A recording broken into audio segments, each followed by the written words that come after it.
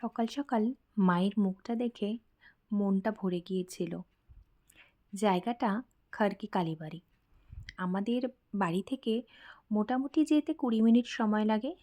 সকাল সকাল উঠে স্নান সেরে আমরা তিনজনেই বেরিয়ে পড়েছিলাম। আজকে ইচ্ছে ছিল যে আমরা ওখানে গিয়ে অঞ্জলি দেব। গিয়ে দেখি অঞ্জলি প্রায় শুরু হয়ে গেছে। ভালোই হলো, ভালো সময়ে পৌঁছেছিলাম। এখানে যেন কোনো কিছুর ভোগ দিতে গেলে বা কোনো কিছুর ভোগ নিতে গেলে সবসময় আগে টিকিট কাটতে হয়। সেই কথাটাই আমাকে পুরোহিত মশাই বলছিল যে, "আমি নিয়ে নিচ্ছি, কিন্তু আপনি টিকিটটা কেটে নিয়ে আসুন।" দেখো জায়গাটা কি ভীষণ সুন্দর। ঢুকতেই মন্দিরটা ঠিক এরকম দেখায়। ওই দেখো থিয়াকে দেখতেই একটা মেয়ে চলে এসেছে ওর সাথে খেলতে। দেখো সবাই মিলে দাঁড়িয়ে কেমন সুন্দর অঞ্জলি দিচ্ছে, দেখলেই মনটা ভরে যায়। এইসব জায়গাতে আসলে একটা অন্যরকম শান্তি পাওয়া যায়।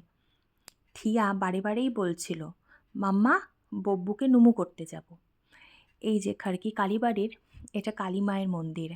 এখানে কালী পুজোর সময় এত ভিড় হয় যে এই ভেতরটাতে ঢোকা যায় না। কিন্তু এই সময়টায় কোনো অসুবিধে নেই। একদম মন্দিরের একদম সামনে পর্যন্ত গিয়ে তুমি দর্শন করতে পারবে। এই জায়গাটাতে আসলে মনটা ভীষণ ভালো হয়ে যায়। আর দেখো চারিদিকটা কি ভীষণ সুন্দর, একটা অন্যরকম শান্তি। মায়ের মূর্তিটা পুরোটাই সোনা দিয়ে তৈরি।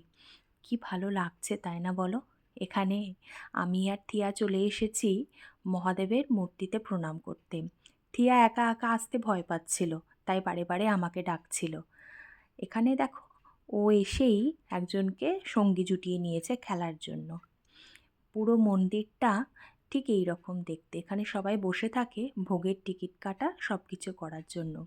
দিনটা কিন্তু খুব ভালো গিয়েছিল।